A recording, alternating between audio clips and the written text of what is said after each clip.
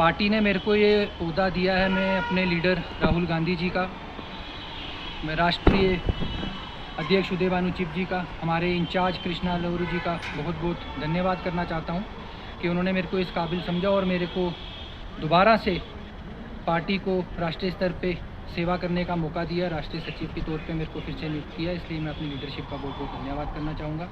साथ ही साथ आपने वोट चोरी की बात की, राहुल गांधी जी ने इलेक्शन कमीशन का ही डेटा उठा के उनको दिखाया है। उन्होंने घर से अपना घर बैठ के पीपीटी नहीं बनाई है।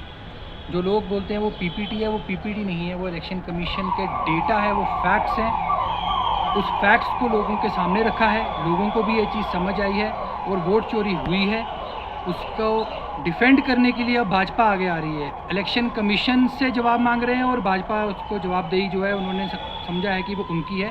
ये स्पष्ट करता है कि इलेक्शन कमीशन और बीजेपी के बीच में जो सांठगांठ है, जिसको वो मिल के 2014 से वोट चोरी करते हुए आ रहे हैं और प्रधानमंत्री की कुर्सी पे जो मोदी जी बैठ रहे हैं, वो आज स्पष्ट हुआ है कि वोट चोरी जो है वो वाकई में भारत में हो रही है। डेमोक्रेसी का कत्ल हो रहा है, जिसको रोकने के लिए राहुल गांधी जी 17 तारीख से बिहार में यात्रा शुरू कर रहे हैं, एक जंग का आगाज़ कर रहे हैं, जिसमें मैं भी शिरकत दूंगा, उनके साथ रहूंगा वहाँ पे।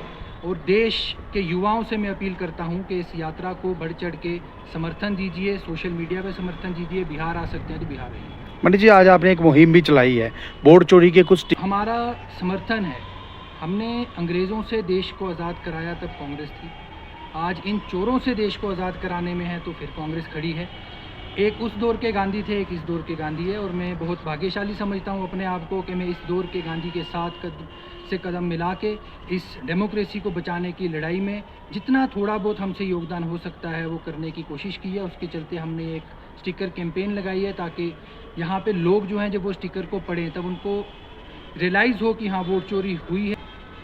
जब उच्च न्यायालय से हमें उम्मीद है कि हमें स्टेटहुड मिलेगा, उन्होंने पहलगाम का हवाला दिया है। मेरा सिर्फ एक सवाल है कि जब यूटी बनाया गया तब भाजपा सरकार ने ये बहुत बड़े बड़े दावे किए थे कि यहाँ पे हम जो है अमन बहाली करेंगे, यहाँ पे हम बेरोज़गारी को दूर करेंगे, यहाँ जम्मू कश्मीर खुशहाली, एक नया जम्मू कश्मीर का इन्होंने एक नारा दिया था, पर वो कहीं दिख नहीं रहा है। कि पहलगाम जो है ये इनकी सरकार में हुआ है, जब पुलवामा हमला हुआ इनकी सरकार में हुआ, उसके अलावा भी जितने हमले यहाँ जम्मू कश्मीर में हुए हैं वो इनकी सरकार में हुए हैं। मेरा सवाल सिर्फ ये है कि आप सेंटर से बोल रहे हैं, बट सेंटर ही तो विफल है। ये तो होम मिनिस्ट्री का एक सिक्योरिटी लैप्स है, बहुत बड़ा सिक्योरिटी लैप्स में पहलगाम हमले को मानूंगा। आप वहाँ पे सिक्योरिटी क्यों नहीं थी?